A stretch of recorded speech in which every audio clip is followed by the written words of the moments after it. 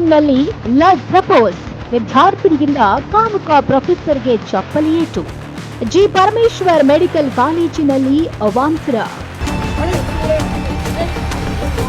ಹೌದು, ನೆಲಮಂಗಲದ ಸಮೀಪ ಟಿ ಬೇಗೂರಿನಲ್ಲಿರುವ ಖಾಸಗಿ ವೈದ್ಯಕೀಯ ಕಾಲೇಜಿನಲ್ಲಿ ನಡೆದ ಘಟನೆ ವಿದ್ಯಾರ್ಥಿಗಳು ಹಾಗೂ ಪೋಷಕರನ್ನ ತೀವ್ರ ದಿಗ್ಭ್ರಮೆಗೀಡು ಮಾಡಿದೆ.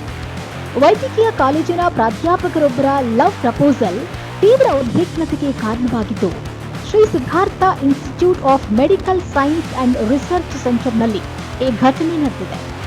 ಇದರ ವಿಡಿಯೋ ಸಾಮಾಜಿಕ ಜಾಲತಾಣಗಳಲ್ಲಿ ವೈರಲ್ ಕೂಡ ಆಗಿದೆ.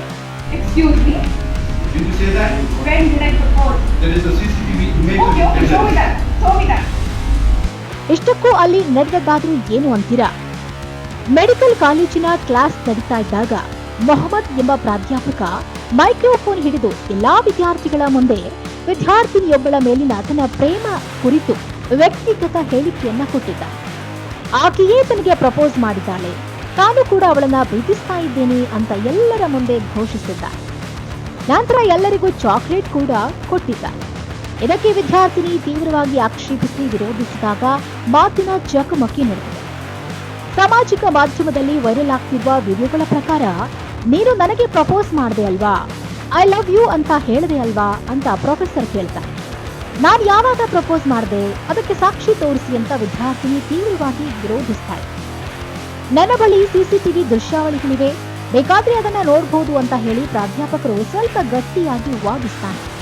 ಇದರಿಂದ ಮತ್ತಷ್ಟು ಆಕ್ರೋಶಗೊಂಡ ವಿದ್ಯಾರ್ಥಿನಿ ಪ್ರಾಂಶುಪಾಲರ ಜೊತೆ ಮಾತನಾಡೋಣ, ಇಡೀ ಕ್ಲಾಸ್ ಅಲ್ಲಿಗೆ ಬರುತ್ತೆ ಅಂದ ತಕ್ಷಣ ನಾಳೆ ಮಾತನಾಡೋಣ ಎಂದು ಹೇಳಿ ಪ್ರಾಧ್ಯಾಪಕರ ಸ್ಥಳದಿಂದ ಕಳಚಿಕೊಳ್ಳುವುದಕ್ಕೆ ಯತ್ನಿಸ್ತಾನೆ. ಪ್ರಾಧ್ಯಾಪಕನ ವರ್ತನೆಯಿಂದ ಕೋಪಗೊಂಡ ವಿದ್ಯಾರ್ಥಿಗಳು ಸಹ ಮೊಹಮ್ಮದ್ ನನ್ನ ತೀವ್ರ ತರಾಟೆಗೆ ತೆಗೆದುಕೊಳ್ತಾರೆ. ಇತರೆ ವಿದ್ಯಾರ್ಥಿಗಳು ಆಕೆಯ ಸಪೋರ್ಟ್ಗೆ ನಿಂತುಕೊಳ್ತಾರೆ. ಇದರಿಂದ ಜಗಳ ನಡೆಯುತ್ತೆ. ಆಕ್ರೋಶಗೊಂಡ ವಿದ್ಯಾರ್ಥಿನಿ ಪ್ರಾಧ್ಯಾಪಕನಿಗೆ ಚಪ್ಪಲಿಯಿಂದ ಹೊಡೆದಿದ್ದಾಳೆ. ಇದರಿಂದ ಕ್ಯಾಂಪಸ್ನಲ್ಲಿ ಪ್ರಕ್ಷುಬ್ಧ ವಾತಾವರಣವೇ ಸೃಷ್ಟಿಯಾಗಿದೆ. ಗಲಾಟೆ ಪೊಲೀಸ್ ಠಾಣೆಯವರೆಗೂ ತಲುಪಿ ನೆಲಮಂಗಲ ಗ್ರಾಮಾಂತರ ಪೊಲೀಸರು ಕಾಲೇಜು ಕ್ಯಾಂಪಸ್ಗೆ ಭೇಟಿ ನೀಡಿ ಘಟನೆಗೆ ಸಂಬಂಧಪಟ್ಟ ವಿಡಿಯೋಗಳನ್ನ ಪೊಲೀಸರು ಪರಿಶೀಲಿಸುತ್ತಿದ್ದಾರೆ. ಇದುವರೆಗೆ ಎರಡೂ ಕಡೆಯಿಂದ ಯಾವುದೇ ಅಧಿಕೃತ ದೂರು ಬಂದಿಲ್ಲ. ಘಟನೆಯ ಬಗ್ಗೆ ಕಾಲೇಜು ಆಡಳಿತ ಮಂಡಳಿಯೂ ಕೂಡ ಯಾವುದೇ ಶಿಸ್ತು ಕ್ರಮ ಘೋಷಿಸಿಲ್ಲ.